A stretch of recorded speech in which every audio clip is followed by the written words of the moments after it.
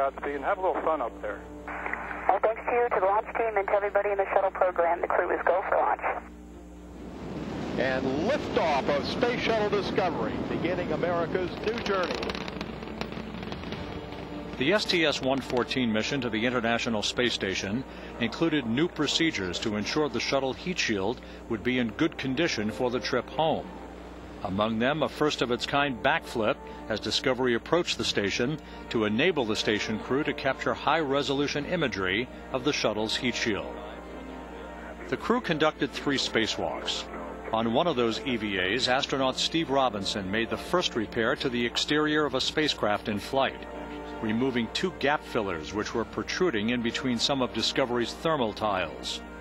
Experts were concerned that the protruding material could have affected heat flow over the thermal shield during the return home. NASA's final mission of 2006 was expected to be one of its most challenging. Discovery's STS-116 flight to the International Space Station called for the installation of the P5 truss segment and a major overhaul of the station's electrical power system. Problems arose while retracting one of the station's solar arrays, which was to be relocated on a future flight. During the retraction, the array snagged. During 2 spacewalks, astronauts Bob Kerbeam, Sonny Williams, and Christer Fugelsang assisted in the retraction by hand using a combination of techniques.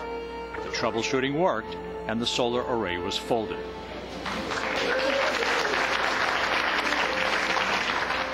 During the work, Kerbeam became the first person to complete 4 spacewalks during a single mission. In October 2007, Discovery headed back to the space station. STS-120 marked the first time that 2 female commanders were in space together.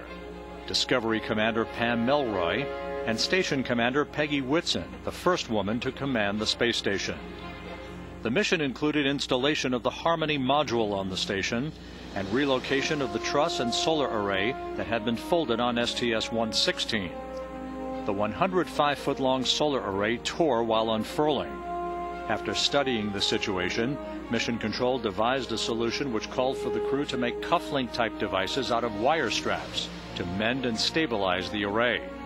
Scott Parazinski and Doug Wheelock installed the devices, and the array was deployed. We've got deployed discretes, 2 deployed discretes. Hey. All right. Beautiful. Great news. Beautiful. What an accomplishment. Nice teamwork. The 15-day mission was Discovery's longest. On STS-124 in May 2008, Discovery headed back to the station to deliver the centerpiece of the Japan Aerospace Exploration Agency's experiment laboratory, Kibo, which means hope in Japanese. STS-124 was the second of 3 shuttle flights to deliver elements of Kibo, the station's largest laboratory. JAXA astronaut Aki Hoshide and NASA astronaut Karen Nyberg installed the module and also became the first to float into it after its hatch was opened. In March 2009, Discovery traveled to the station on mission STS-119. The flight installed the final set of solar arrays for the complex, bringing it to full power capability. When its flights are completed, 180 people will have flown aboard Discovery. The fleet leader will have flown almost 150 million miles. The journeys of Discovery enabled humanity to see the farthest reaches of the universe and to peer deep inside the indomitable human spirit.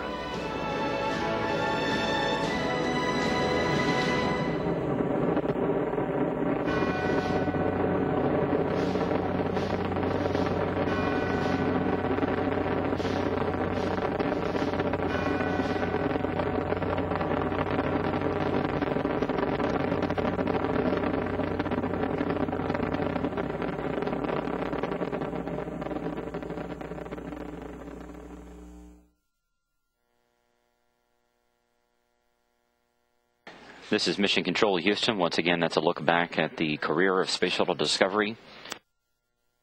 This STS-131 mission is its next to last scheduled flight. The next mission that it will fly will be STS-133, and that will be the final scheduled mission of the Space Shuttle program.